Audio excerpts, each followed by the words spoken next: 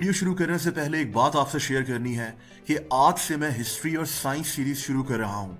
दूसरी वीडियोस भी वैसे ही आप देखते रहेंगे, लेकिन मुझे लगता है कि हमारे लिए हिस्ट्री और साइंस को जानना बहुत ज़रूरी है और मेरी कोशिश होगी कि आपको एंटरटेनिंग वे में ऐसी वीडियोस दिखाता रहूं जिससे आप एंटरटेन भी हों और आपको कुछ जानने को भी मिले। हिस्ट्री सीरीज की पहली वीडियो यही है और मुझे उम्मीद है कि आपको पसंद आएगी। अगर आप ये हिस्ट्री और साइंस सीरीज देखना चाहते हैं तो कॉमेंट्स करके ज़रूर बताएं।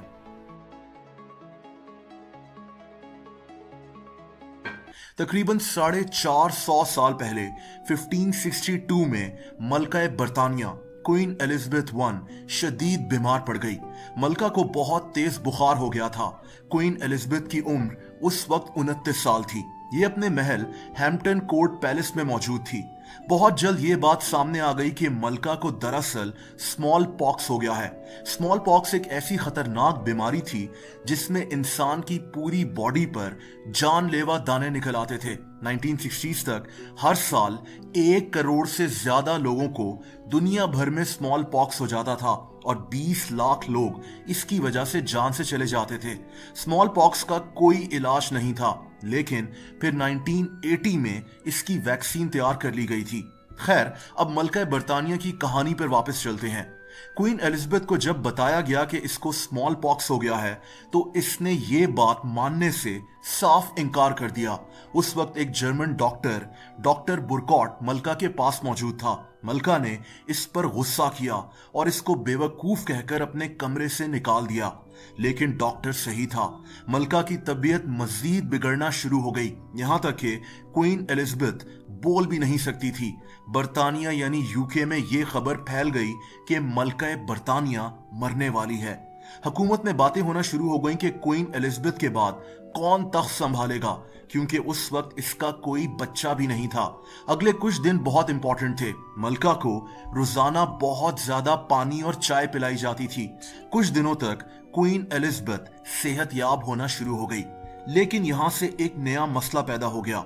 दोस्तों, मलका को अपनी खूबसूरती पर बहुत नाज था।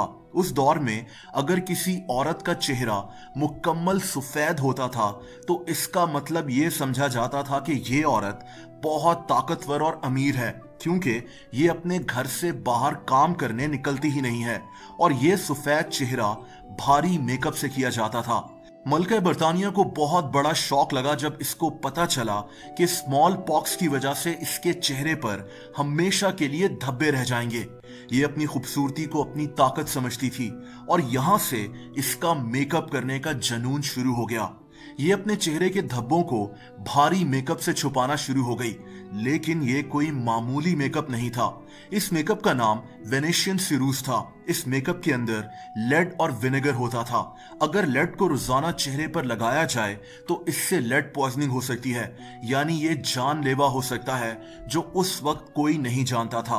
क्वीन को शौक था कि इसके होंठ इतने ज्यादा लाल दिखें जैसे किसी सफेद फूल पर खून गिरा हुआ हो। ये अपने होंठों पर जो लिपस्टिक लगाती थी उसमें मरकरी शामिल थी, जो होंठों पर लगाना बेहद खतरनाक होता है।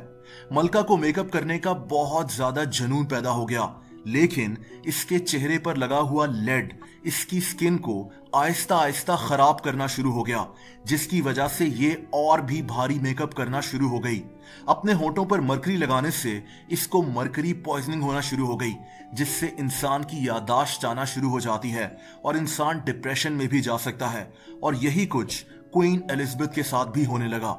मसला यहाँ एक और भी था, और वो ये कि मलका अपना मेकअप एक हफ्ते तक उतारती ही नहीं थी, जिससे लेड इसकी स्किन के अंदर घुस चुका था और फिर ये इसी मेकअप को उतारने के लिए मरकरी को इस्तेमाल करना शुरू हो गई। 24 मार्च 1603 को क्वीन एलिजाबेथ की मौत हो गई। इसकी मौत की वजह या तो निमोनिया थी या फिर कैंसर, लेकिन कई लोग यही मानते हैं कि इसकी सेहत बिगड़ने की बड़ी वजह इसका वो भारी मेकअप था जिसमें लेड और मरकरी शामिल थे। एक हैरत अंगेज बात यह भी है कि क्वीन के मरने के बाद पता चला कि इसकी बॉडी में जहर भी भरा हुआ था।